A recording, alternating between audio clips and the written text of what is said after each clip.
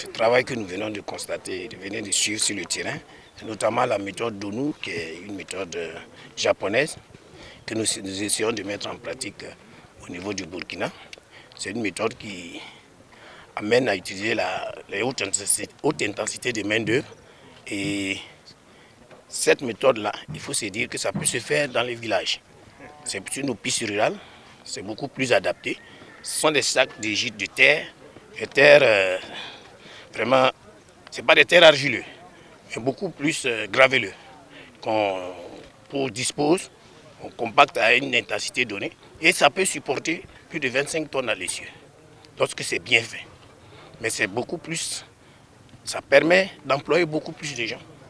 Et ça nous amène à entretenir nous-mêmes nos pistes, surtout dans les villages.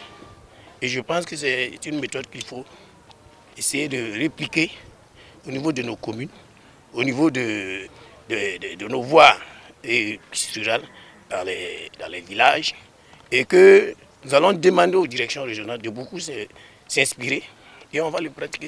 C'est même l'homme qui entretient même ses propres routes, notamment les accès. Et nous pensons que c'est une méthode qu'il faut vraiment vulgariser et encourager.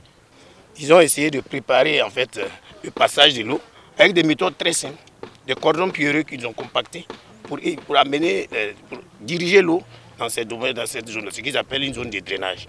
Mais ici, c'est une méthode vraiment, il faut le dire, si ça marche tel qu'ils le disent, on aura vraiment beaucoup à faire en termes de main-d'œuvre. Vous avez vu combien de personnes, vous avez des dames, les femmes et les hommes qui sont là et puis ils font le travail. Et c'est très bien, ça les occupe.